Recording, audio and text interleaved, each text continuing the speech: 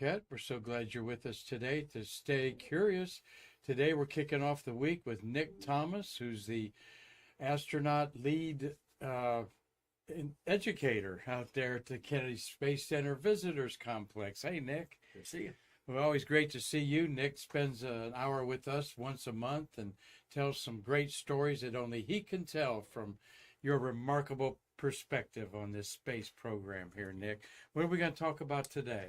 Well, this being the month of March, we've got three major flights to talk about. We've got Gemini 3, we've got Gemini 8, and Apollo 9, all three of which were important in the progression to getting to the moon.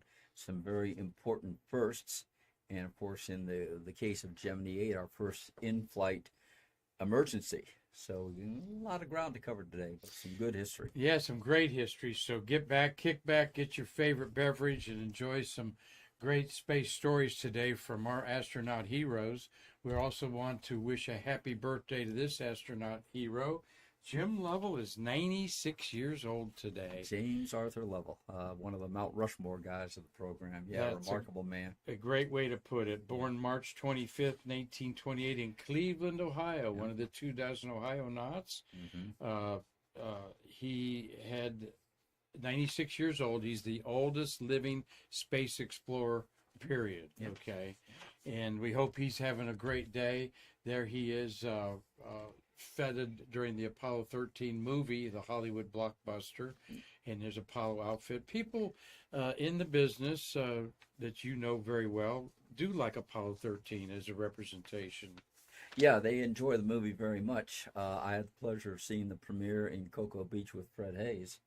And I talked to Fred afterwards. I said, well, what do you think? He says, I liked it. He said, I especially liked the ending, which I said, yeah, I bet you did. Yeah, right. But, 13 strikes a chord not only with the viewing public, but also with the astronauts who see it as being such a good, accurate representation, not only of the spaceflight process, but also the cooperation, the work between the crew and mission control, and just exactly what conditions mission control sometimes have to operate under. Absolutely. We wish Lovell a great birthday. Happy we birthday. have in our background there is Rusty Schweikert. Yep, making the spacewalk during Apollo 9 and first test of that A7L lunar suit that would eventually be worn on the surface of the moon. Yes, the first and only test of it, too. That was very interesting. Schweikert, I believe, is 90 years old, or maybe 89, somewhere in there. And he was in our museum not too long ago. And we wanted to also let everybody, well, it's interesting. Here is the group 1 and 2. Yeah. You know, you and I talk about growing up as baby boomers, and I had the pictures of all these astronauts on my walls and when you could get them. But there's your Mercury and Gemini, first group of Gemini astronauts, all gone except for Jim Lovell on the far right. It's remarkable, as many guys will say, that the Mercury 7 group were probably the toughest, sharpest, but as far as engineering skill, Group 2 still kind of holds the record there because he has some remarkable credentials in that group, particularly with Ed White and Tom Safford and Pete Conrad, John Young. All those guys were just absolutely stellar, and that was, I think, was called by one person the best all-around group that we ever selected. Certainly. You don't see Gino in there. Gene Stern, he was in Group 3. Gene was Group 3, with Rusty. With Rusty and a couple others in there. But just, you know, we all know life is what it is. It's just temporary. But to think that of our heroes, really, Jim Lovell's the only one left that can talk about it. You know, and only 4 moonwalkers are left. So talk about that on another day. We did want also send our condolences to the family of George Abbey, certainly a NASA icon, considered the father of modern space flight for what he did during the Apollo, and then he was one of the architects of getting us back on our feet from Apollo 1. George came on board after the Apollo 1 fire, and in fact, if you look at some of that classic footage of Frank Borman in the hangar as they were discussing the Apollo 1 capsule, you can see George in the background. And I think George in the background kind of says it all because he was not, one to put himself forward, but he was very much shaping events with a very a close hand on the tiller. I can remember talking with John Blaha one day, and we were going through the whole unfortunate process with Lisa Nowak, and I asked Blaha, I said, do you think all this would have happened if George had still been there? He said, no. I said, George would have found out about that way ahead of time and probably counseled those folks that, it's probably time to seek options elsewhere. But George had his ear, way to put it. He had his ear that close to the ground, and nothing happened that George didn't know about in that office and throughout the program. He was also deeply responsible, along with Tom Stafford, in architecting, if that's a word, our relationship with the Russians for the International Space Station. Tom, of course, came from the whole ASTP experience, and when we saw that we were going to have to broaden our international coalition to include the Russians, George got in on that and was a very integral part of that process, along with General Stafford and others. Absolutely. We'll be doing a tribute somewhere down the line to Mr. George Abbey, as he was a mentor and close friend to our friend, Mr. Jay Honeycutt. Mm-hmm. Our condolences to Jay and all of the NASA people here on the Space Coast. I've learned in my years here, Nick, that there is a different way that NASA here in Kennedy Space Center operates and Johnson Space Center. They even have acronyms pronounced differently, but this was a guy that kept the glue together. Among the great stories of George Abbey, and the stories are legion, there is the story that's told by virtually every astronaut who ever interviewed under him, that during the interview process there would be about 4 or 5 people on the interview panel, including George, and George just sit back with his eyes closed the whole time, and you would swear that he was sleeping. And then all of a sudden, in the middle of the questioning, George would open up his eyes and ask a question that absolutely cut to the heart of the matter that was being discussed. He was like, I call him the old daddy alligator, down in the weeds, nice and quiet, but ready to move when the time comes. So, yeah. And you'll find opinions going from one extreme to the other about Mr. Abbey.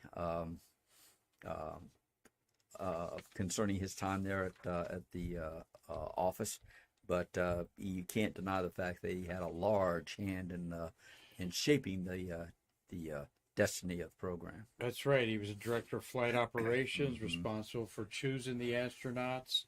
I've talked to a couple astronauts that didn't make it. They say, well, George Abbey didn't like me. One of the guys said that you would draw up a proposal for a crew chief astronaut, would draw up a proposal for a crew and send it up to George, and George would send it back and say, no, it's not right. He wouldn't tell you what was wrong about it. He'd just say, no, that's like, and it was up to you to find out what change George wanted made. And I worked for a boss like that one time, and I can assure you that kind of thing can be, it teaches you a lot, you learn a lot, but it can be as intimidating as hell. Absolutely. His family said that he was a quiet man, brilliant, humble, and very private. The world will be emptier without him. He had hundreds of friends and associates all over the world. And one of those I said hi to today, astronaut Mike Baker, who worked with George very closely on the Russian relations that Bakes put together there. So, and as Mr. Honeycutt had suggested, he wanted to do a tribute to his friend one day when the dust settles there. So George was also very close to Joe Engle. Oh, was he? Yeah, yeah. They went to England and did a seminar on developmental flight tests, and they did it along with one of the older English test pilots, and they do a panel discussion and answer questions and so forth. So. Astronaut Joe Engle, at one time the only man to ride 2 space planes, the X-15 and shuttle, and now there's a handful that can say they did three spaceships in there. So, George Abbey and your family's in our hearts as we go on with our Stay Curious program here today. One little brag slide to put in there. Threw in there General Stafford. Tom Stafford. We also lost him, and I know you had a Stafford story or two you have to share. The first time I met General Stafford over at the Visitors Complex, we were talking, and I mentioned the fact that we had his Gemini 9 capsule on display over in the hall.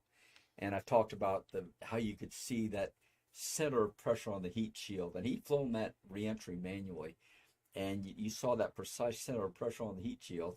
And I mentioned to him, I said, yeah, I said, I know you hold the record for the most accurate splashdown of the Gemini program. And he looked at me, he smiled, he said, the most accurate of Mercury, Gemini, or Apollo, which was true. Really? Landed closer to the carrier than any of those, in all three of those programs.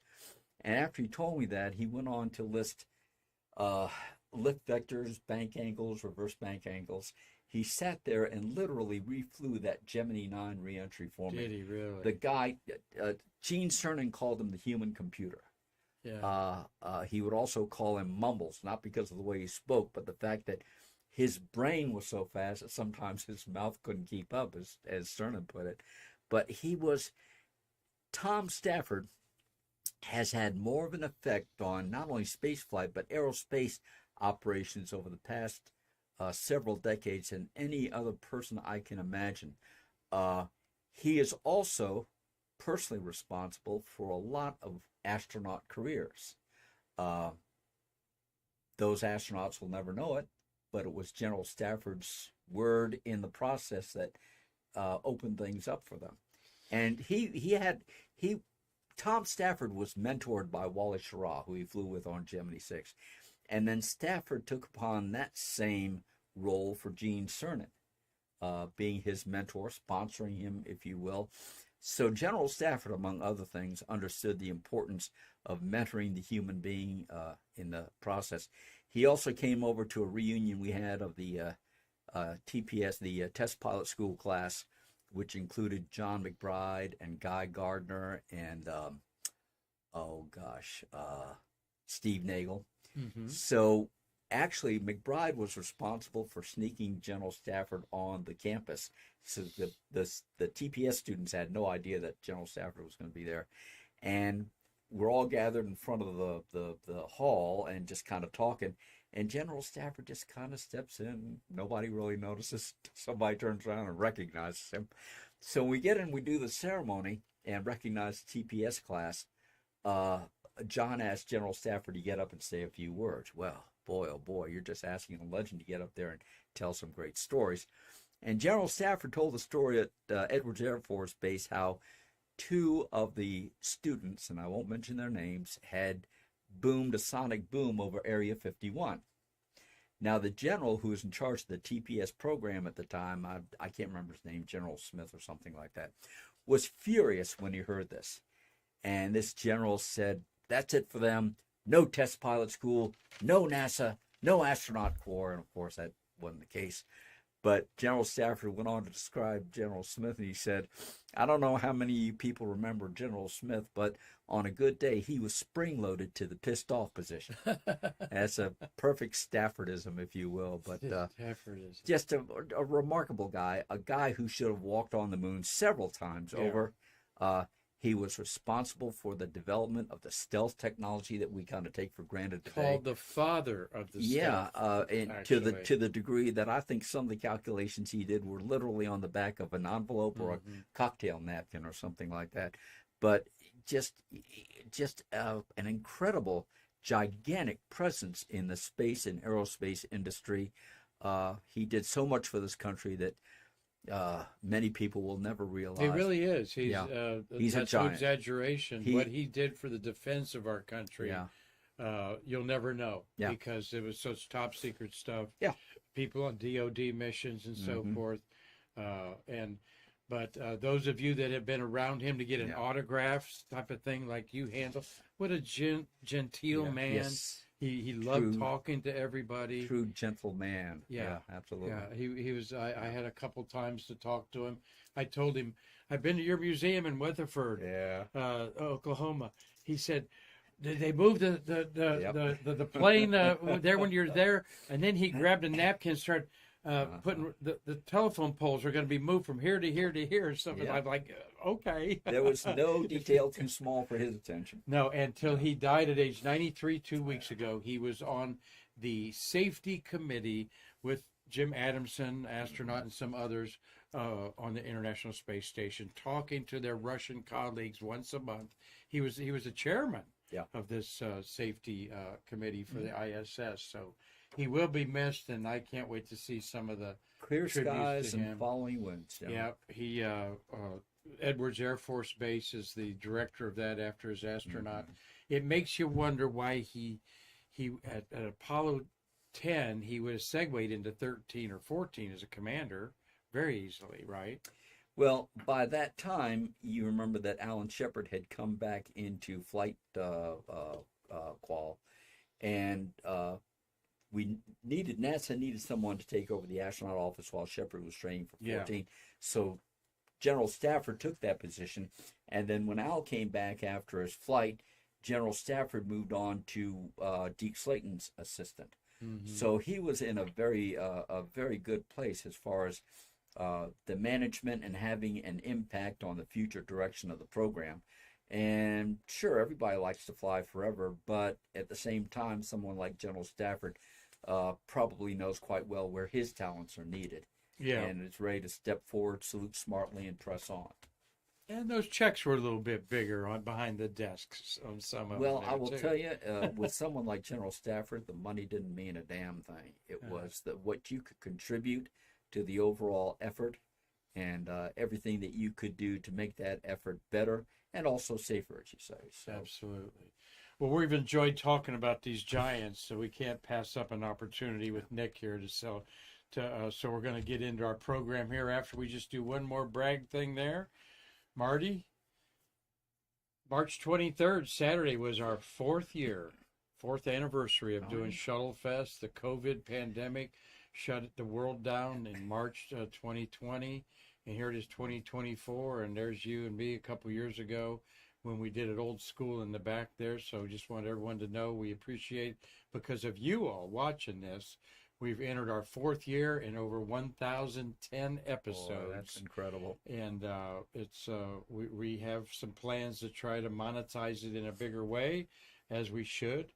Where else can you get Nick Thomas talking to you on a monthly basis about these great stories? This program's not about me and Marty. It's about you and the space workers and occasionally astronauts. But, we enjoy the space workers and these VIPs like Nick just as much. So, Marty, thank you, buddy, for putting up with me for 4 years. Outstanding, guys. Well done. He deserves a trophy. At least a medal. You'll take a medal? Okay. No, just take a new car. Yeah. Well, we started out very humbly. Marty said he'd never get on air or ever be on the microphone and all that. Yeah, it's too bad Jim Rathman isn't with us anymore. We can see about getting you a nice car. Yeah, it's a Corvette. But really, Marty, we've come a long way, and your contribution has been, as a volunteer, is just incredible that he wants to show up in the middle of the day. I mean, this is nap time for a lot of senior citizens. So. Are you gonna take that, Marty? I guess I have to. Yeah. Hey, I wish I could take a nap at 4 o'clock some days. I'll tell you that. All right, let's turn this over to Nick Thomas here to talk about some of our beloved Gemini missions when in 1965 and 66, the world was on fire with the space race to the moon. Every 6 weeks, we were launching 2 men off this planet. And here we have our first 2-man flight, Gemini 3, with Gus Grissom and John Young. Brand new spacecraft, new capabilities, and we're on that solid engineering pathway to eventually getting humans on the moon. Here we see Gus. Do you want to mention the unsinkable Molly Brown? People that might not know that. Yeah, part of space people history. Might know that Gus Grissom's Mercury capsule, Liberty Bell 7, sank to the bottom of the ocean when the hatch detonated prematurely. So, of course, there had been a lot of discussion about that and some controversy, undeserved controversy, and people talking sideways about it. So Gus decided the best way to deal with all this nonsense was to hit it head on. So there was a show on Broadway at the time called The Unsinkable Molly Brown, and Gus saw his opening there. So he decided he was going to name his capsule, because we always did in the Mercury program. He's going to name that capsule Molly Brown, after the unsinkable Molly Brown. And the NASA officials weren't too terribly pleased by that, because they thought it was too frivolous. And apparently someone in headquarters in D.C. said, can't you come up with something a little more prosaic, a little more serious? And he said, sure, how about Titanic? So I said, okay, Molly Brown. But after that, There were no more naming of American spacecraft till we got to the Apollo program. Around the same time, it's interesting, the crew of Gemini 4, Jim McDivitt and Ed White, wanted to name their capsule American Eagle. But then after the word came down after Molly Brown, it was just going to be Gemini 4.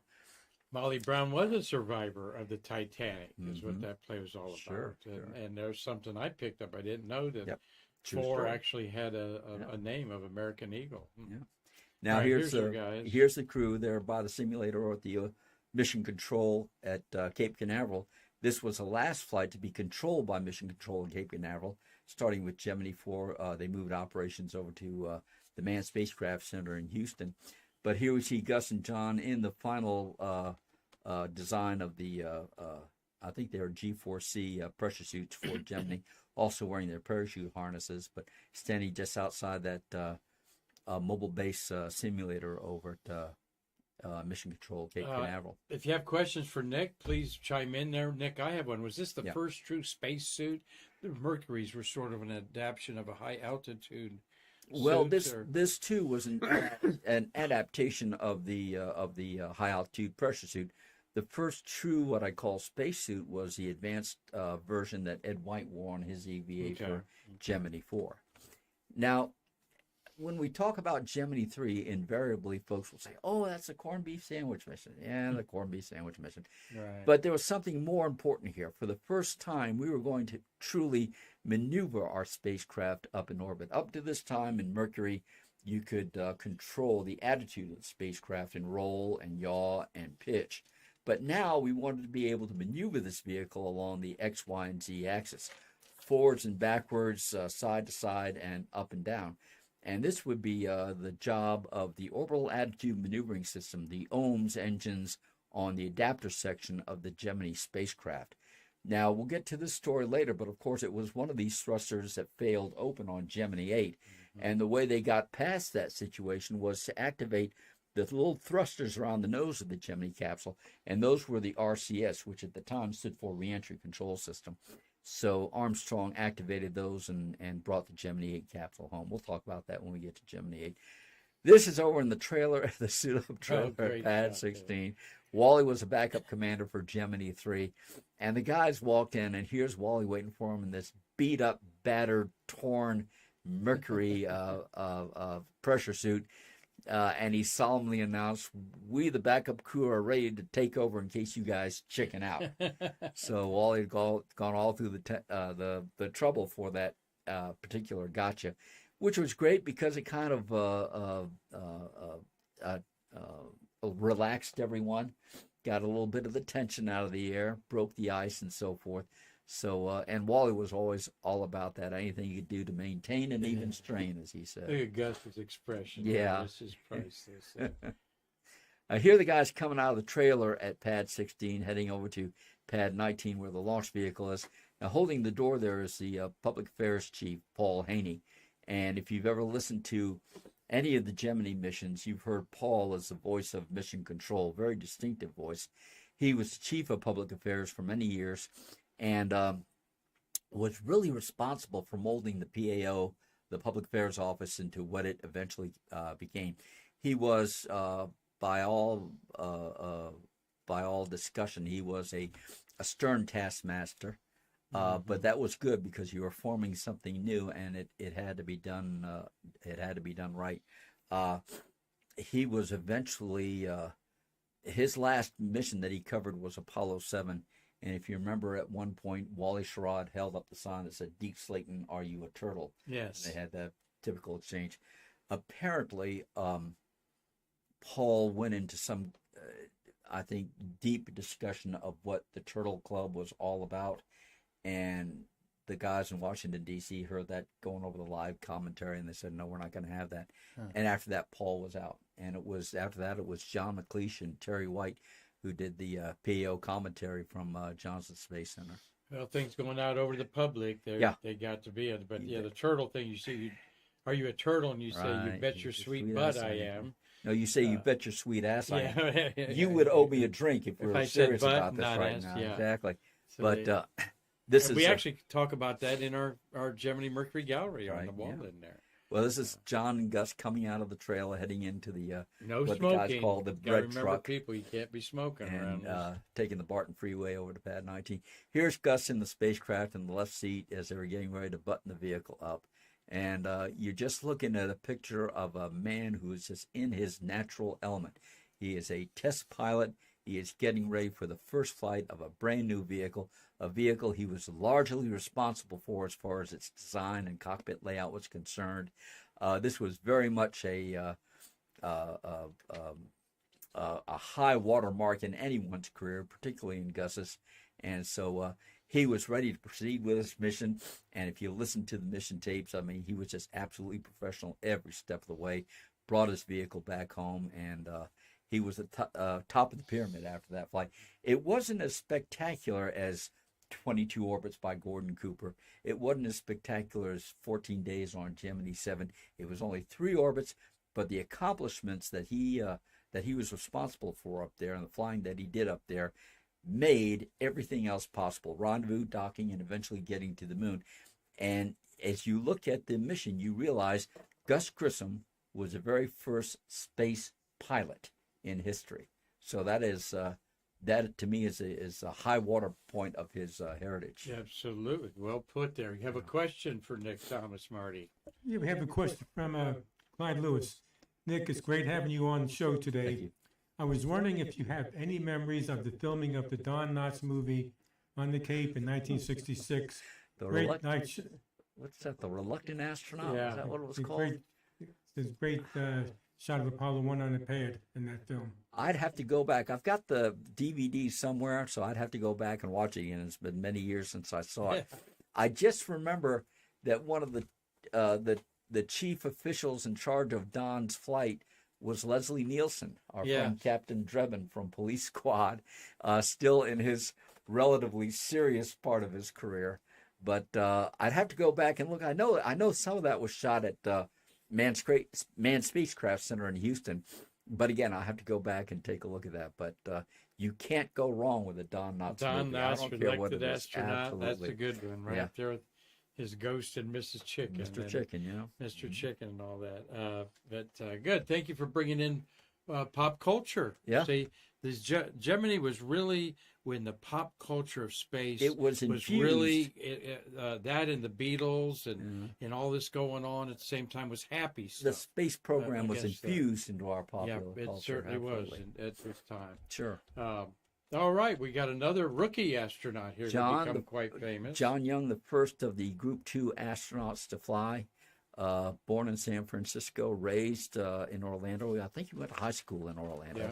And he said that for years and years and years, there would be people who drove on the John Young Parkway, and these little old ladies who would write to him and say, "You've got to take better care of your parkway." I'm like, "Lady, it's not my highway, please." Yeah. But a remarkable, consummate professional, very much in the mold of Gus Grissom, a man of very few words, but whenever he said something, you could bet the farm on it. A remarkable pilot and test pilot, 2 Geminis, 2 Apollos, a walk on the moon, 2 space shuttle missions, by far our most experienced astronaut, and again, like Tom Stafford, just a national treasure. Mm-hmm. We miss him. Passed away about 4 years ago, and but we think of him every day with the John Young Parkway in the news. There's a wreck on it every day. It seems. Well, I tend to have my memories of John from another plane rather than accidents on a highway. Yeah. There's the launch of Gemini 3 off of Pad 19. This vehicle, the Titan II, was a modified intercontinental ballistic missile designed originally to carry nuclear warheads to their targets. And as such, it carried storable propellants, monomethyl hydrazine and nitrogen tetroxide, which would combust upon contact with one another. They were very volatile, and the fumes were very dangerous. I was told that if the stuff got on your skin, it could kill you. And in the background there, at the base of the pad, you can see what veterans referred to as the BFRC, the big freaking red cloud. And if you ever saw this red cloud floating around, you got into a place and hunker down because that was highly, highly toxic stuff. Now in the foreground, you can see the erector tower laid down fully on the base of Pad 19.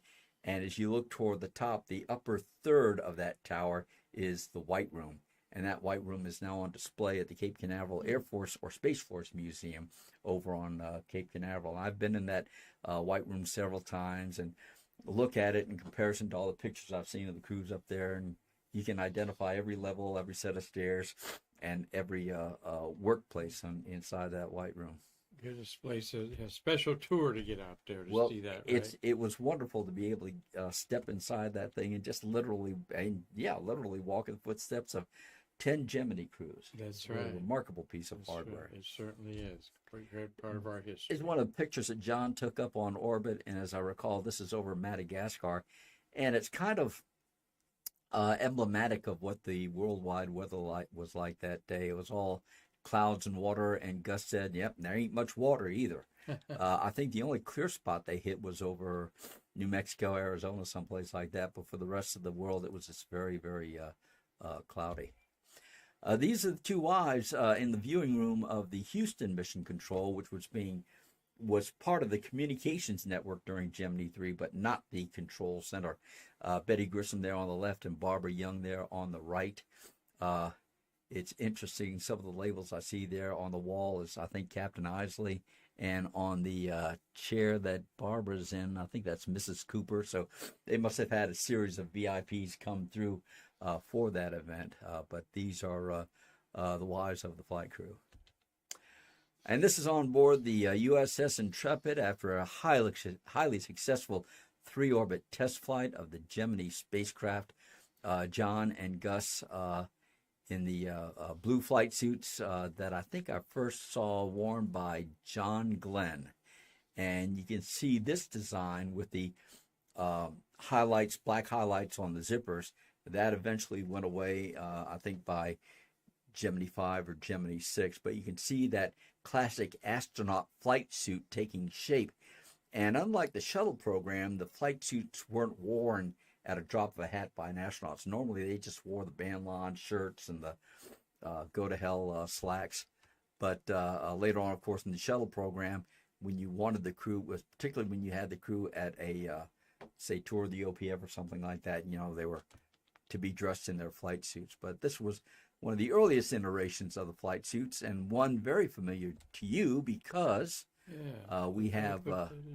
there it is. There's Gus's brother Lowell with Gus's flight suit just next door here in the museum. Yeah. And again, you can see that layout with the very thick Velcro belt, which got a little thinner in time, the black highlighted zippers, the classic NASA emblem of the classic NASA meatball with the white piping around it. And sure enough, you can come here to the museum and see Gus's flight suit on display here. Picture on the wall is he with his family with after his family the flight wearing it. Wearing that flight suit. Virgil, his brother there a couple years ago Lowell, his brother, was here this year. Right. And he's got a Gusmobile sweatshirt. Yeah. They had a nickname, Gusmobile, because he designed the cockpit. The cockpit was basically built around him, and the first 4 production models that came off the line were basically sized to Gus. And Tom Stafford got in one of these things, and Tom's 6 foot tall, and that hatch kept hitting him in the head. So that's one of the reasons it was called the Gusmobile. They had a unique way of identifying where the spacecraft was from the air. Yeah, you got the green dye marker there. And in this picture, you can see John in the life raft. They were in that spacecraft for quite some time after splashdown, and those suits were very hot and very uncomfortable. And of course, Gus kept the hatches closed until properly, as he should have, until the frogmen got the flotation collar on the spacecraft. Well, by the time they did open the hatches, they had doffed those pressure suits and were stripped down to their long johns. And you can see if you look closely, John has modified his long johns. He's cut the sleeves off. He's got short sleeves where Gus didn't. Huh. But in this picture, Gus has already been winched up into the recovery helicopter, and John's waiting his turn. When they got in the helicopter, they were given blue medical robes with the caduceus on it. And when they got off the helicopter, somebody said they looked like a couple of Shriners who woke up after a big hangover at a convention in New York City.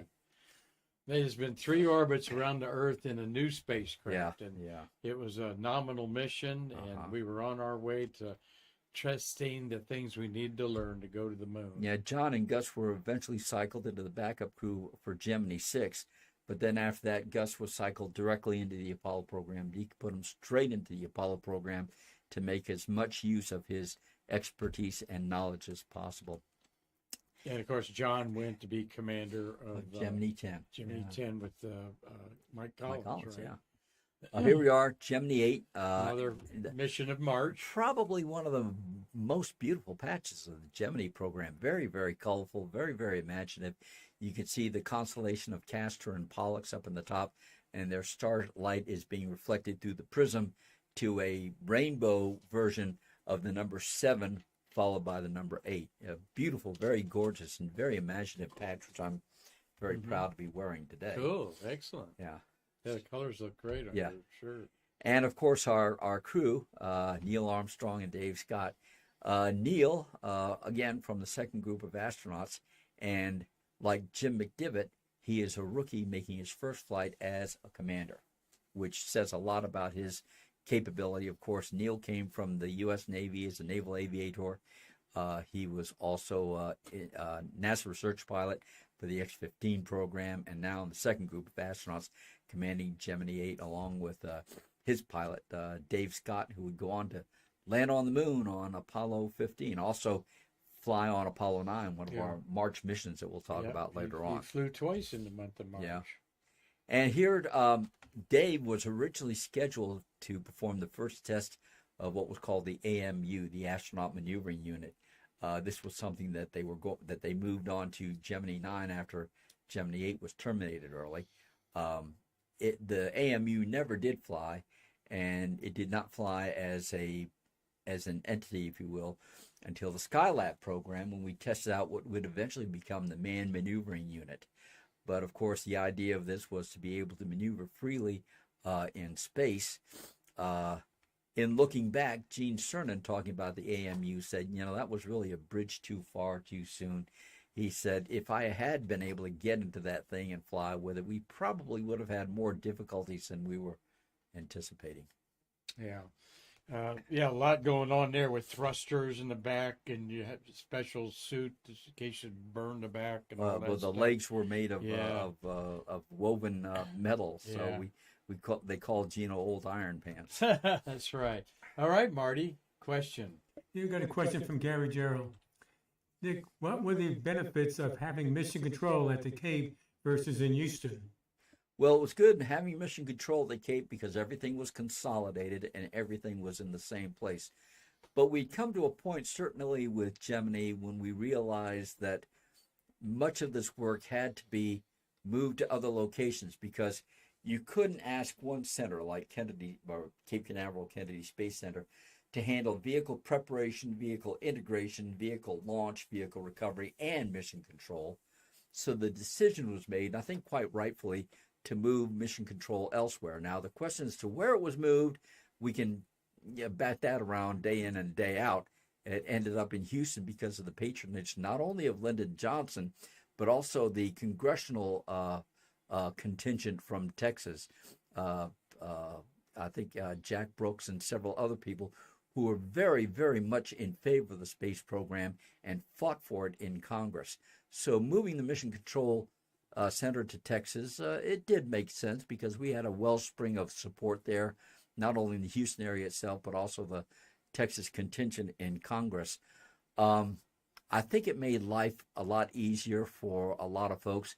I think it was easier to consolidate these things during Mercury, but when you started to add the complexity that you had in the Gemini missions, it was probably best to take that off of Cape Canaveral's plate and move it elsewhere.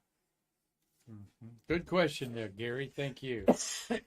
Moving along here with the launch breakfast. Yeah, launch breakfast, great tradition going back to Mercury. On the left, we see Roger Chaffee in the white shirt, and beyond him, Dave Scott. And on the right, in the just beyond Dave Scott, by the way, the fellow in the blue sweater is Alan Shepard, chief of the astronaut office. And then on the right side, we've got Director of Flight Crew Operations, Deke Slayton. After him, Neil Armstrong. In the red shirt is astronaut Kurt Michael, who did not fly. And then beyond, just past Kurt, is Walt Cunningham. And I suspect they served some work on the support crew for this mission. Mm-hmm. Up on the White Room, there's that stairway in the White Room of Pad 19. And you've got Dave Scott with the golden EVA visor on top of his helmet, and Neil Armstrong on the right. And between them, the backup crew of Pete Conrad and Dick Gordon, as the crew gets ready to board the Gemini 8 spacecraft out there on Pad 19. Great shot. Neil looking at you there. And Neil Armstrong in the left seat. What can you say about Neil Armstrong that hasn't been said already? Not only an incredibly gifted pilot and test pilot, but also quite simply the ideal man to be the first man on the moon. A man of humility, very quiet man. For one reason or another, we don't seem to celebrate male stoicism as we used to in the society. We don't celebrate the Gary Cooper archetype, but Neil was all that, and he was just the ideal man to be the first man on the moon because he carried that mantle with such dignity. And history always seems to provide those people for us. Charles Lindbergh, John Glenn, Neil Armstrong, Eileen Collins. I mean, the list just goes on and on of the right people who come along at the right time in history to perform the right job, and Neil was certainly all of that. Yes, iconic people who teach you a lot about humility and handling their fame. You bet. Like he did, because so many people put them up there. Thousands and thousands of people. Your Marty Winkles, your space workers, your other people, they recognize that. These are the kind of people we were looking up to when we were kids. And this was just a great time to be growing up because we had great role models. We had great heroes, as we called them back in those days. We didn't call them role models. But we had these people who led the way. And you realize that even if you weren't going to become an astronaut, you could apply that same sense of excellence to whatever you ended up doing. Yeah. I mean, you could be the Neil Armstrong of all postal delivery men or what have you. You take that sense of excellence that you see highlighted in these missions and you apply it to what you do in your everyday life. And the world is just a better place because of it. And one thing that you're doing here is something never been done before, the unknown being explored with a lot of plans that, like Nick says, didn't come to fruition, the spacewalk, but those lessons learned were applied to the next mission. Yeah, very important lessons learned. And even though Gemini 8 was what could not be considered as a success, the problems and the way we reacted to them were great lessons, things that we learned, the importance of the close linkage between mission control and the flight crew, but also more importantly, the ability of the flight crew to deal with a crisis, because when the spin started up, they were out of communication range. They were in between tracking sites. And by the time we did reacquire communication with them, Neil was saying, we've got serious problems here. It's steadily increasing in a left yaw. And it was very important. Here's the docking and the picture Nick's talking about. Yeah, the Agena docking target. And of course, the plan was to dock with this Agena rocket, ignite its engine in space, and boost yourself up to a higher orbit, which we eventually did in later Gemini missions. Here we see the Gemini vehicle closing in on the docking target. Pardon me, you can see the dipole antenna there at the top of the Agena, and obscured is the series of lights at the control panel of the Agena, which told you about the status of the vehicle as you closed in on it, as you docked, and as you were locked with the spacecraft. This is dramatically shown out at the Astronaut Hall of Fame in the movie you may have seen out there, but it was a close call, Nick, really. These guys were, this is why test pilots do this, and not like Neil Armstrong being an X-15 test pilot.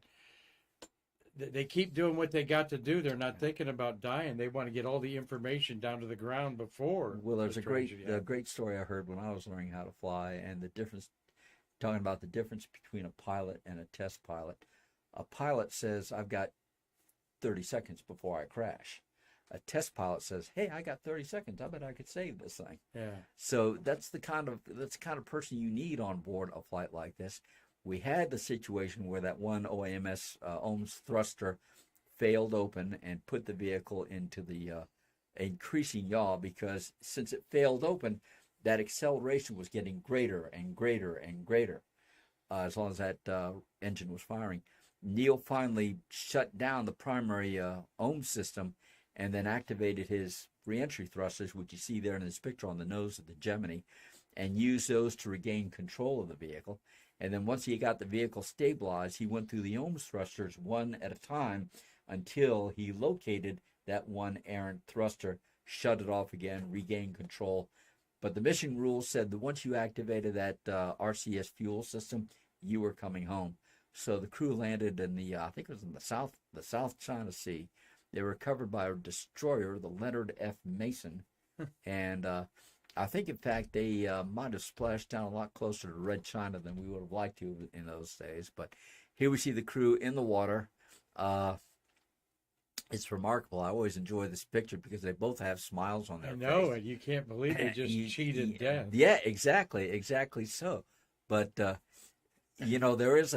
there is an expression test pilots use and say, "Well, cheated death again today." And I'll bet you dollars to donuts that one of those guys said that while they were bobbing up there, bobbing up and down on the water there. But here they are. The hatches are open. Got the flotation collar in place, and they're about to be brought on board the Leonard F. Mason. And what's hard, Nick, for anyone maybe under 40 years old to understand was there was not a communications network. Yeah. This near tragedy happened out of radar range. They would put ships at sea with radar dishes. Ships at Gemini sea. did have these 84-inch dishes that they were building and all over installations around the world, close to the equator, where most of the missions would be flying. And people don't realize that even during Apollo, when we were still in Earth orbit, there were still areas of blackout as far as communication was concerned. Yeah. Now, we had steady communication as we got into the Deep Space Network when the crew were on their way to the moon, but we didn't have reliable 24-hour minute-by-minute communication until the tracking and data relay system that was brought up during the shuttle program. And there are a lot of shuttle astronauts who wish they would have flown back in the old days when they had a little peace and quiet from time to time. March 1966, and 3 years later, and a couple months, Neil Armstrong would be the commander of Apollo 11 going to the moon. Flight, absolutely remarkable career. And here's the crew. Here's Neil and Dave on board with the recovery team that secured their spacecraft in the water. Back in those days, we called them frogmen. Today, they're called Navy SEALs, but they're just as tough. They're just as resilient, and as much as their antecedents in the SEAL program.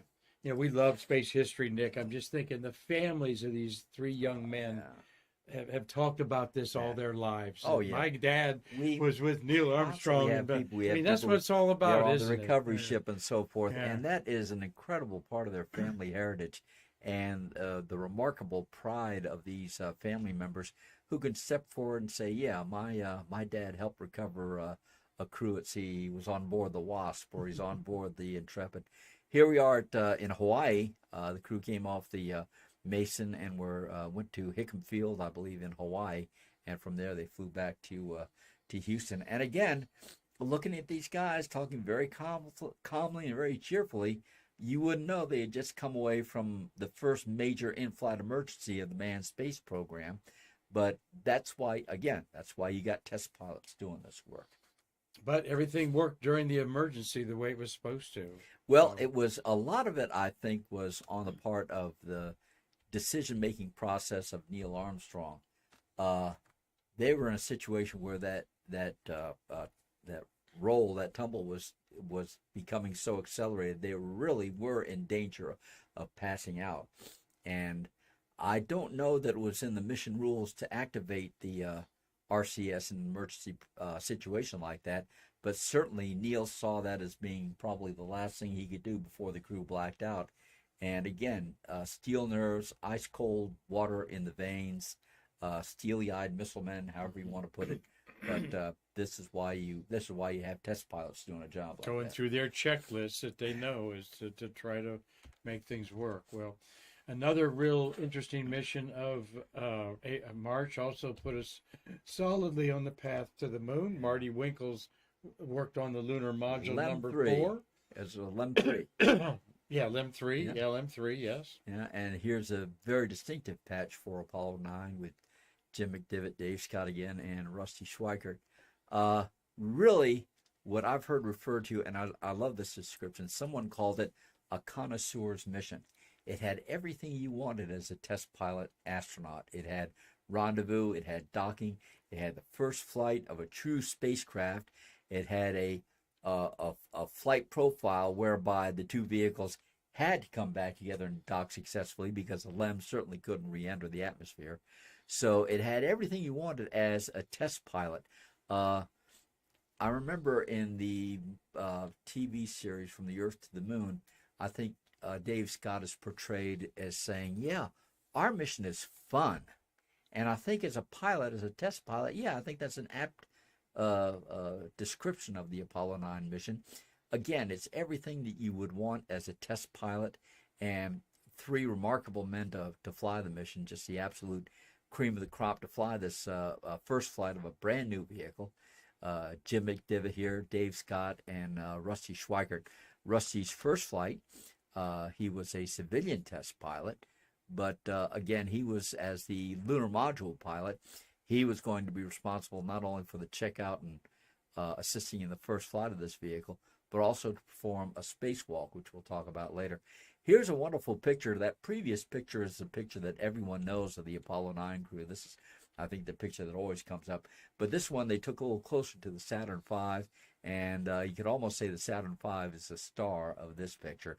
But a great image of the crew out there at Pad 39A with the Saturn V, the second Saturn V to fly with human beings on board, and just a remarkable picture of what we had to look forward to on this flight. Here's Jim and Rusty in the lunar module Fisheye simulator. lands there. Don't see that often. This could be here at KSC in the Flight Crew Training Building or at Johnson. But here in the foreground, we see Jim McDivitt. In the background, Rusty Schweikert. Just above Jim's head is a rendezvous window that would be used for the rendezvous with the command service module. And we'll show you an illustration of that later on. If you look just to the left of the picture, you'll see a yellow handrail, and that's around the optical telescope that would be used for star sightings in setting up the navigational platform for the lunar module. And as I've said before, the LEM is just a wonderful statement in the elegance of simplicity. Now, of course, they're under constraints. This vehicle had to be extremely lightweight, so you couldn't have any extraneous bells, buzzers, or whistles on this spacecraft. Everything on that spacecraft had to be mission focused, had to do with the mission itself. So this vehicle, I think, again, in its elegance of simplicity, was just the right tool for the right job. And again, a lot of that is due to the efforts of the team at Grumman who built this vehicle. And yeah, it took a little longer to get this vehicle flying than we would have planned for originally. There were a lot of complications in this spacecraft. It was very complex. I won't say it was complicated, but it was complex. Complex as a pilot, I'll take. Complicated, I don't want. But here are the two guys flying that first test flight of the world's first true spacecraft. It could only work in space. It could only fly in space. And Jim McDivitt on one occasion told me that it was really wild to look down at that ingress-egress hatch down below and to see it slightly bulged under the air pressure of the cabin pressure. But that's how thin that vehicle was. It was fragile, but boy, it was what I call mission dedicated. It was a remarkable accomplishment, and not only got us on the moon, but got us home with Apollo 13. Absolutely. The proof of its endurance Yeah. and overbuild would be Yeah. Apollo 13 for sure. Here's the crew going out. Getting into the bread truck out at the operations and checkout building, Jim McDivitt bidding Dave Scott to enter first, and Rusty Schweikert bringing up the rear. And in the back, Chief Astronaut Alan B. Shepard. Now, this is in 1969. So by this time, Shepard was medically requalified to get back onto flight status. Now, at this point, I don't know if he had said anything about that, because for a long time, he didn't say anything about it. He just started showing up at flight briefings. He started getting simulator time, and everybody looked around and they said, oh, Alan Shepard is coming back. So at this point in that picture, I don't know if Shepard has opened up the secret that he is back on flight status, but if he hadn't by then, it will soon be knowledge in the astronaut office. But his was the guiding hand of that office for so many years. He was known to be, I'll say it, he was known to be a hard ass as chief astronaut. In fact, I talked to, our old friend from NASA who used to be here, who oversaw the Grumman team, the LEM. Who was that, Marty? Charlie Mars? Charlie Mars, yeah. And Charlie had heard of Al Shepard's reputation of being a hard ass and hard to deal with. And he was just absolutely surprised when he worked with Al Shepard on 14. Said he was the nicest guy. He's just a member of the crew. But if you stop and think about Shepard's position as chief astronaut, he was responsible for maintaining discipline in this team. And let's face it, Alan Shepard knew where all the shortcuts were and knew all the kind of stuff that could be pulled as far as behavior and misbehavior. And following in the mold of Deke Slayton, he ran a very tight ship, and he had to. So I don't begrudge him that reputation one bit. He was right man for the right job, and there he is following the crew out to the transfer van. I've been told that his secretary at the astronaut office, Lola Morrow, that she would tilt if he was in a bad mood, she would take a picture, certain picture, and make sure outside it was tilted. the office.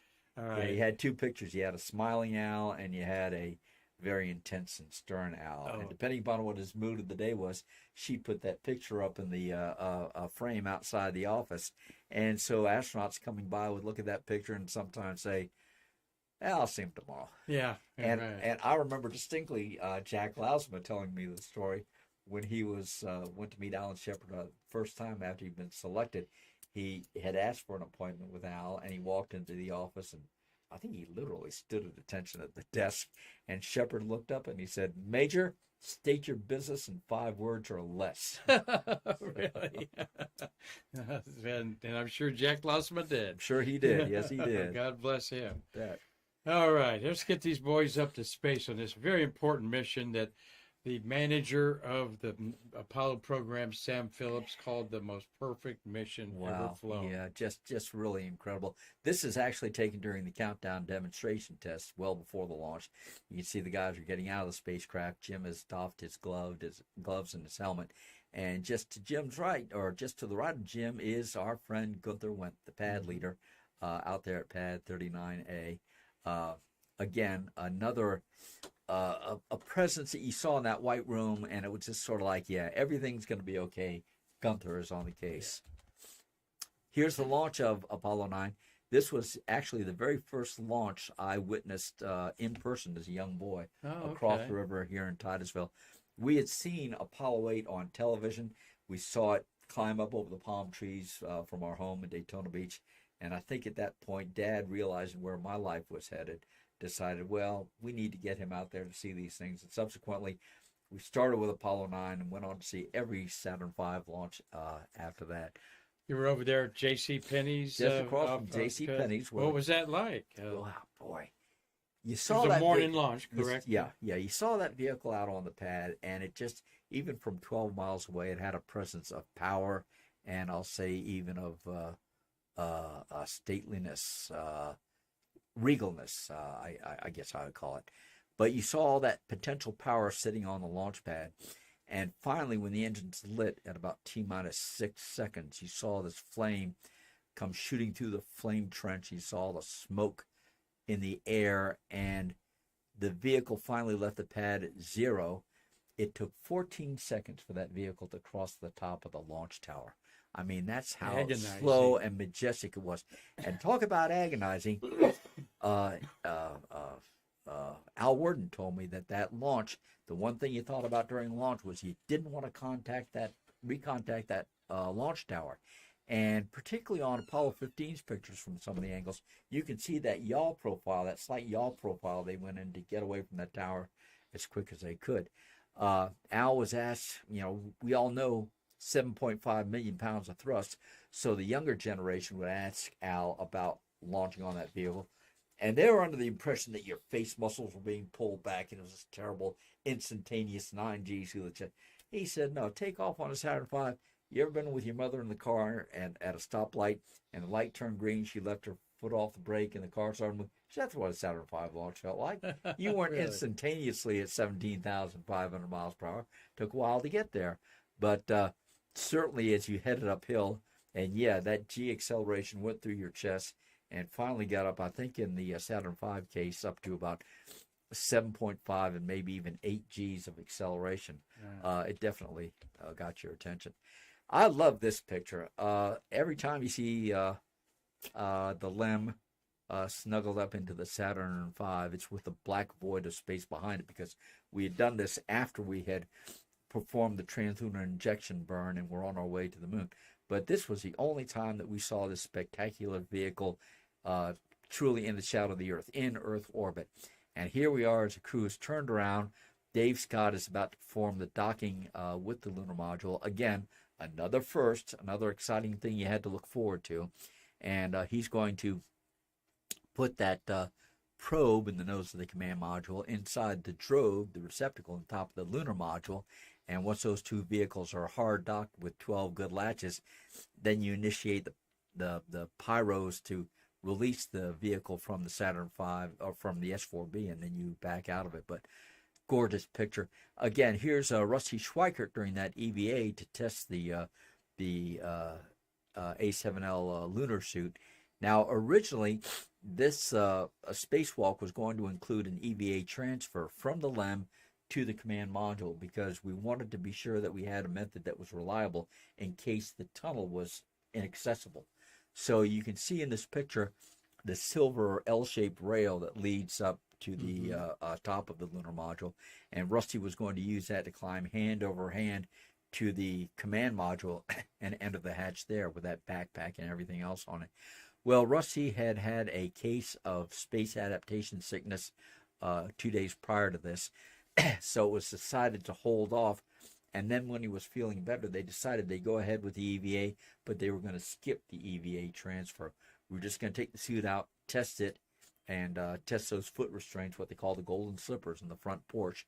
And this is one of the pictures that was taken of Rusty by Dave Scott, who stood up in the hatch of the command module and took these pictures. Rusty's got a Hasselblad in his hand there. Yeah. He's written that he said he assessed the situation. He felt that he could do that maneuver without any problem. Yeah.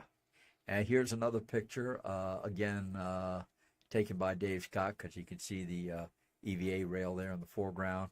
And that beautiful red helmet, which I think is the only time that you see a red helmet in the Apollo program. I think the next time I saw a red helmet with an Apollo pressure suit was in the motion picture Marooned. Oh, right. But nevertheless, another beautiful picture of this all-important test of the Apollo lunar suit.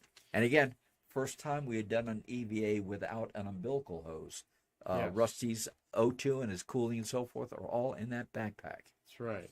And they did an EVA from the other side in the CM. Yeah, they yeah. were Dave was connected, on the command module but side. he didn't Exactly. use a backpack. He was connected with the hose. So that's the first and only test of the lunar module suit, and they felt real confident after this. Yeah. Marty, you have a question? Tom Usiak does. Hey, Tom. Nick, for my guess, I'm sorry, my guess is the best views from Titusville would have been Apollo 16 and 17 because of the lighting and the fact 17 was the night launch. Am I close? 17 was unique. 17 was a sunrise and a second and a half. Now, my favorite pictures of the Apollo 17 launch are not of the vehicle itself. My favorite pictures are the films that were shot of the spectators watching that launch, and they are lit up just like daylight. And that's exactly what it was like. It was like nothing you'd ever experienced before. The power and the majesty of that incredible light show was something that we had never experienced and wouldn't experience again until the space shuttle program. That's the memory that I have of that night launch of 17. And we were scheduled to go. It was scheduled for a night launch, but then, as I recall, it was delayed for a couple of hours. We had a problem on the pad. I don't know if it was ground support equipment or what. But that launch, when we did go, was delayed. I think it was just past midnight, but yeah, I'd have to like go 10 back and o'clock, check. and it Yeah, was like midnight. yeah, The only one delayed too that didn't go off on time. yeah. So Very when you think reliable. about all of that having to work right. They never did have a scrub of a Saturn V. Yeah. Amazing. Tom Usiak, thanks for your comment there. Tommy Thank you, was Tom. reminding us, Nick, that 45 years ago yesterday, Columbia arrived for the first time at Kennedy Space Center in 1979. At launch, we were talking about that, and a wonderful story I heard about John Young during that piggyback ride to KSC from California. And it was going to, of course, fly over Houston. And John was giving an interview in his office, and his secretary came in and said, "Captain Young, I just want to let you know the space shuttle is going to pass overhead in about 10 minutes. And John just said, "Oh, I reckon I've seen that before." But about 5 minutes later, during the interview, he just got up and he went to the window and he waited for it to fly over. He saw it fly over. Can't resist. Yeah. And you'll never, ever see it again. So those of you that old. did. Marty, a question. Yeah, a question from Steve Jokum. How much truth lies behind the idea that the Apollo-Soyuz test project flight was based on Nixon seeing marooned? I have heard that story, but I don't know how much of a factor that was in the decision to fly ASTP. It's like it's like people who say Nixon's decision to go into Cambodia was because he saw Patton a couple of nights before the motion picture. So I really have no idea as to the validity of that question. No, I don't. Well, thanks for asking. And we got this important mission in 1971 that was putting us back on track in March. 72, excuse me, 69. I'm all messed up there. 69 is what we're doing here in March. And then, of course, we do the barnstorm in the moon in April or May, and then July we do the landing. Yep. So here's a picture taken of Rusty by Jim McDivitt, and you can see the scribe marks of the LPD in Jim's window. That's the landing point designator. And people look at that and they say, well, gee, wouldn't you be a little cross-eyed looking through those two grids? Well, the idea was when the computer gave you the readouts of, say, 30 degrees, 35 degrees, you had to align that grid with what would be your landing point at that time. Now, because of your body position, you could get into a parallax situation and look at that LPD in the wrong angle and get the wrong idea where your landing point was. So the idea was to line those two LPD scribe sets together, and once they were aligned properly, now you were looking at the true 30 or 35 degrees or whatever the computer was giving you. Again, a beautiful, eloquent, but simple solution to a problem. What if he's looking at it the wrong angle? Right. Well, let's do this. Align the two LPDs and we're there. Put it up on the window there. Yeah. And very pragmatic and easy to do. This is a television image taken during the initial LEM checkout with Jim on the right and Rusty on the left. I put this in because, boy, oh boy, these black and white pictures of the early Apollo program were just breathtaking for us growing up with. This was just, sure, this wasn't high def as we know it today, but this was just absolutely amazing. The idea that this image was coming to us from space in real time. And so I think I put this in to kind of remind the young people what to appreciate, because, you've got your high def views right now, and we didn't always have that kind of technology. This is what we had to go with. And as Dana Carvey said, as the grumpy old man, that's what we had, and we liked it. Yeah, we liked it. That's exactly right.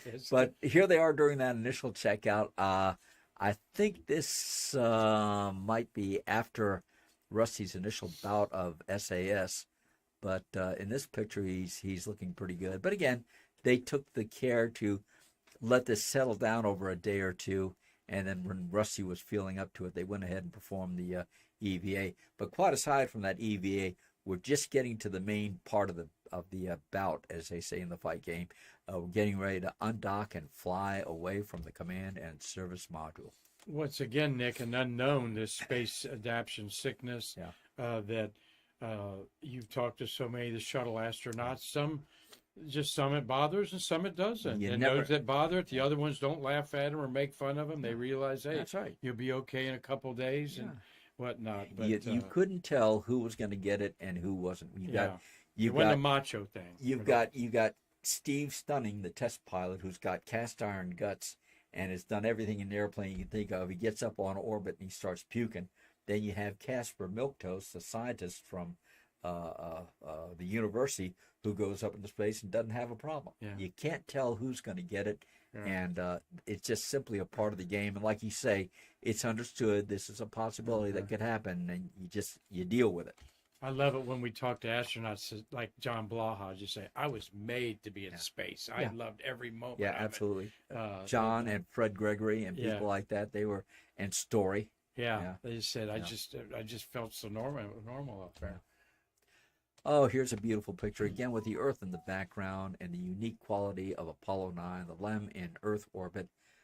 This beautiful spacecraft with all of the appendages. Down on the landing gear, you can see the 6-foot-long probes that when you landed on the moon, those probes would light up that little blue light in the cockpit that said lunar contact, and you heard it called contact light.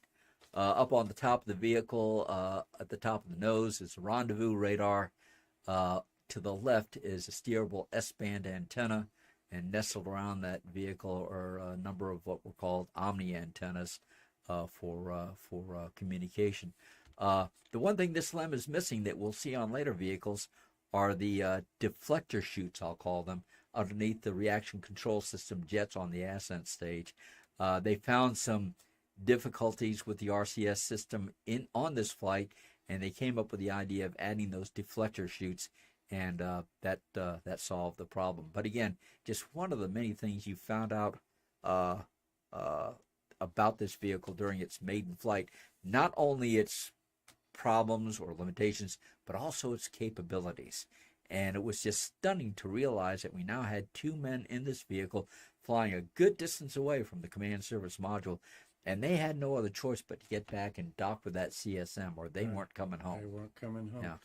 How was it to hear from the horses? I understand you did a little tour with Marty Winkle and looked at Lunar Module 9 out what there. a What was day. it like to hear from the horse's mouth about that vehicle? Oh, it was great. We went all over that vehicle, and Marty would talk about not only the systems that were visible, but the systems that were not visible on that vehicle, the vehicle's capabilities, everything. I think we talked about everything from the landing radar on the descent stage to the Kapton tape on the hatch. I mean, I don't think there was a single detail that went unnoted in that process. I think there were about 6 of us, and we all had questions. And we stepped around the vehicle in quadrants. The forward left side, commander side, and then each quadrant after that. And there was always something to find there to ask about, and for Marty to talk about. And as you say, getting it from the, I don't like to say horse's mouth because people draw other allusions to that. But hearing about that from the voice of experience, I'll say, from someone who's there and had his hands on that vehicle, that was a great day. And again, Marty, thank you very much for bringing us along on that incredible journey. It was great. Well, you're welcome, Nixon. Thanks for the kind words, but you added a lot to it also. It was such a fun vehicle to learn about and to describe. And again, it was the eloquence of the simplicity of that spacecraft, all at the same time simple yet complex. It was just such a testament to, I'll say it, America's ability to design something like this and do it in a relatively damn short period of time and have it be as successful as it was, not only as it was meant to be, but as it was not meant to be on the Apollo 13 mission. just a remarkable vehicle that you learn the history of it and you say, hell yeah, I trust my life to that vehicle. Absolutely. It was beautiful to see it out there, the real deal. It's blemishes and all. These aren't finely polished vehicles that go into space. You see the tape right there. You see the things that they did. Well, the odd unaerodynamic angles. I like to think. It's just something else. So, so I've heard Marty talk about that several times, and I missed that afternoon. But we'll do it again one day out absolutely. there. So we get the CM looking. Here we got CM, Dave Scott inside, and the nose. You're looking head on into that docking probe. With the very real possibility he could return to space by himself if he can't dock with these guys. Mike Collins on Apollo 11 talked about in his book, Carrying the Fire, Mike talked about something called the solo book. And the solo book was a procedures book that you as a command module pilot had in the event that the other two guys were stranded on the moon and you had to come back home by yourself.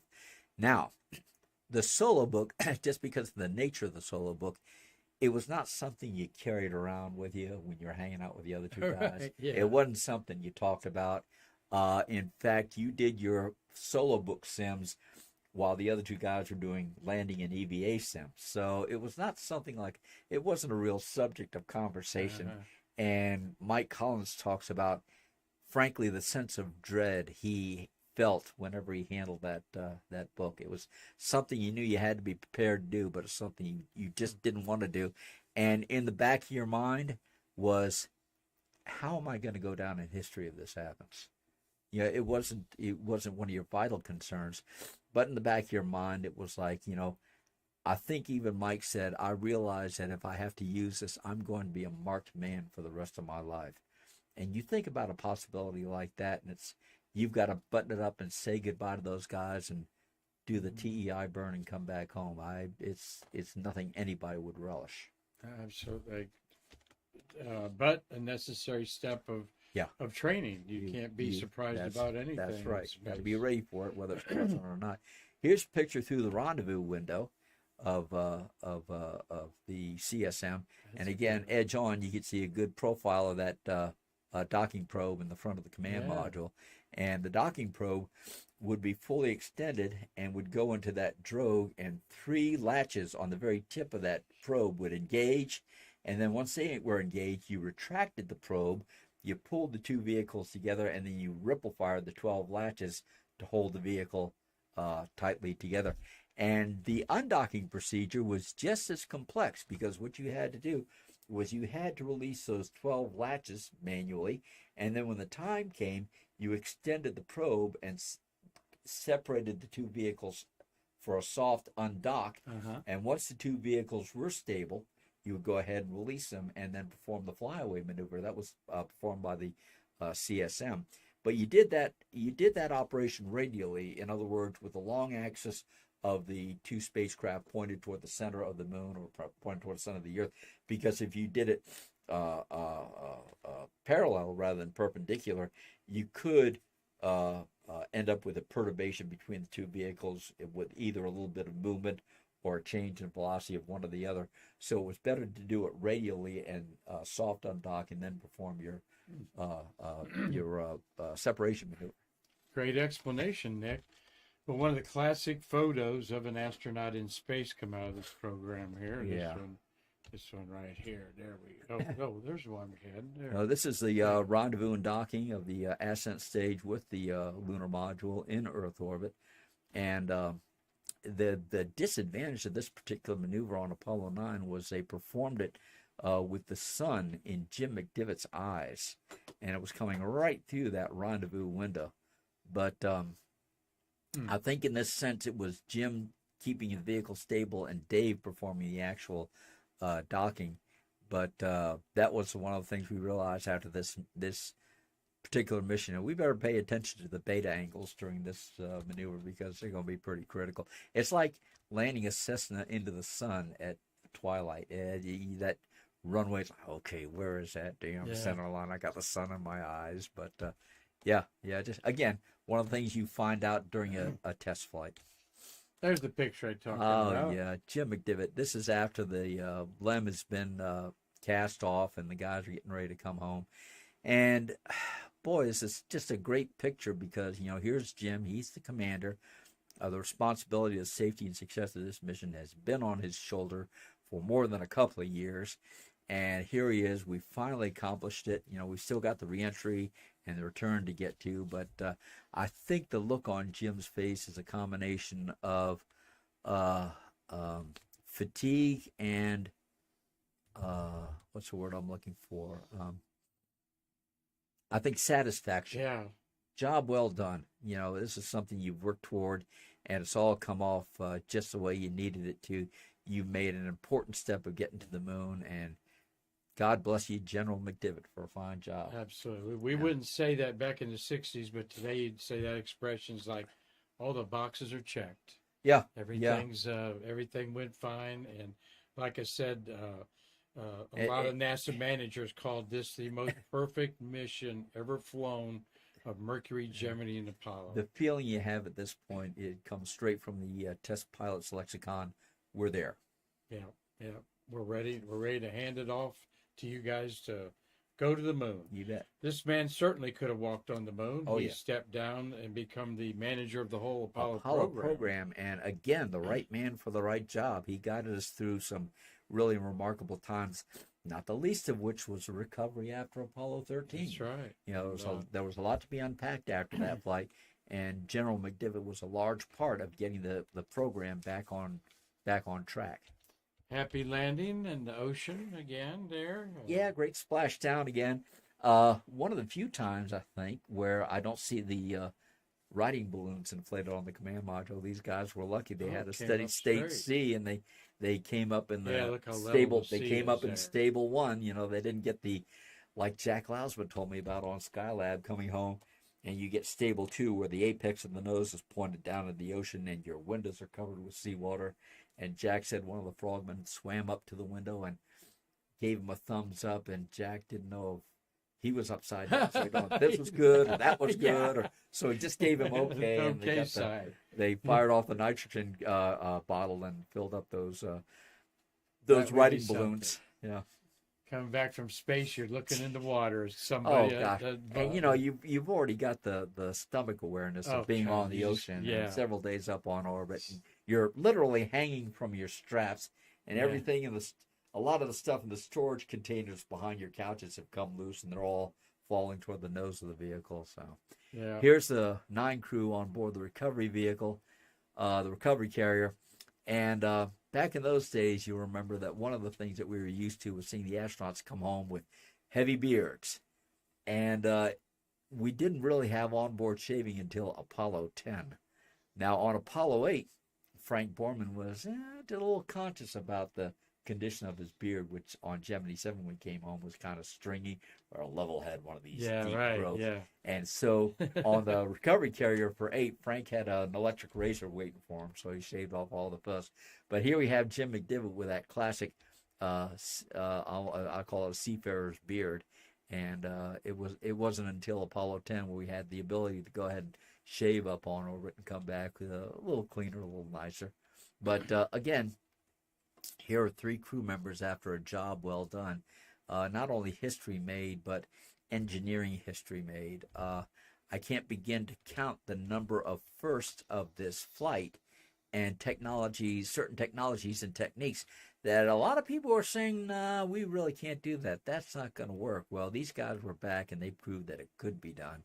And they are, I don't want to call them an unsung mission, but as far as the public is concerned, they look at Apollo 9 after Apollo 8 and say, what are we doing in Earth orbit again? We just went to the moon. Why can't we go to the moon and do this and so forth? But no, it's all part of that step-by-step progressing engineering philosophy that brings you closer to your goal. Which NASA stuck to. That was baby steps in Mercury and Gemini. Sure. And the setbacks were weighed and going on there. Yeah. We got some people from the task force group of autograph seekers out there. You want to say hi to Bill Whiting's there on the bottom. Hello, Bill, and hello to Tammy out there, members of our Space Task Tammy Group, Miller. as we say, the STG. And a lot of friends out there today, Dave Stange, Steve J., Christine, Christopher Mick, He's, I'm sorry. Yeah, good. He's from Hudson, Wisconsin. Good to see you. Tom watching, Christopher. Usiak, and of course Mark Usiak as well. Gary Gerald, Doug Forrest, Cynthia Rossi, CB, Carlton Bailey, he's out there. And let's see, Tom Celentano, who's with us as well. The usual gang of friends and supporters. We are always glad to have you on board, and we value your input, the questions that you send in, and we value your support because it's your support that makes things like the American Space Museum possible. You get the word out there in several ways, and people come here to see the things that we have on exhibit, and you are just a very, very important part of our support group, and we really appreciate it. Thank you, Nick. Have the boys here one last shot. Of course, we lost Jim McDivitt, the Irishman. Lost him a couple of years ago. And both Dave Scott is 91 years old, and Rusty Schweiker, I think, is 88. And they're still out there championing the space program and inspiring youth and adults alike. Yeah, it's remarkable. You see a picture like that, and you talk to the guys. What was it like getting together after all this time? It was like we were together just yesterday. Yeah, we just picked up from where we left off, and that's the team. That's the test flying fraternity. I can't say fraternity now because we have female test pilots as well. The camaraderie. That's the camaraderie of the test pilot community, I guess would be the best way to say it, because we've got some remarkable men and women out there getting this job done, and we got remarkable men and women out there getting it done right now who don't have the publicity of, say, spacefarers and things of that nature, but they're out there testing new aircraft such as the F-35 and so forth, and getting the job done. So to the test flying community of the Navy and the Air Force, the Marines, and also the Army, to all the members of the test flying community, we say thank you very much, because you made more possible in our lives than we can possibly adequately thank you for. Exactly.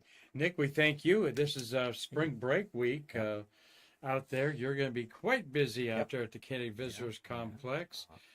Business is good, I know, and you just at every 11 o'clock and 3:15, an astronaut of the day tells their story, takes questions, and then you go and do an autograph session. Who you have out here this week? Mike Baker is with us, space shuttle veteran, and twice a pilot, twice a commander. Again, one of the guys with a remarkable story, because not only does he have in a story, he was eligible to do the carrier quals for the F-18, but he chose instead to go to the Empire Test Pilot School in England, because he knew that would set him apart when it came time to be considered for the astronaut corps. And then along with that, Bakes was very closely involved with the work with the Russians over the Shuttle Mir program, and then what became the International Space Station program. And he, when you see his show, when you talk to him, ask him about the difference in approach between the Americans and the Russians. And he has such a unique perspective of that you really should hear. It's a very remarkable story. He's one of our favorites. He loves our museum down there. And a great guy. Like I said, a great program that Delaware North does out there. Nick has been out there 37 years now. 38 years. 38 years. Don't cheat you out of that year there. Somebody asked me that, and I said, I've been out here for 38 years. And they pointed out to me that was 8 years longer than Johnny Carson hosted the Tonight Show. Oh, wow. So it's like, I'll take that. I'll take that. And if you're like a lot of us in the space business, we feel like we're cheating them getting paid for it. We're having so much fun. We like the money. Don't get you wrong there. But what a time to be out there, Nick. Oh gosh, you're seeing the best of the future and the past. Oh gosh, and the upcoming Artemis program is really got me thrilled, because it's Apollo all over again. I mean, the sense of adventure with the new vehicle, a great goal of going, not only going to the moon, but going 4,000 miles beyond the moon, and bringing that crew of 4 back. I just look back at it and I see, history is, once it happens and it comes back again, everything that was old is new again. I don't know how you want to put it, but there's that wonderful sense of adventure. But more importantly, there's a sense of anticipation on the part of the public, particularly these young people. I'm lucky. I was growing up during the time we were regularly going to the moon.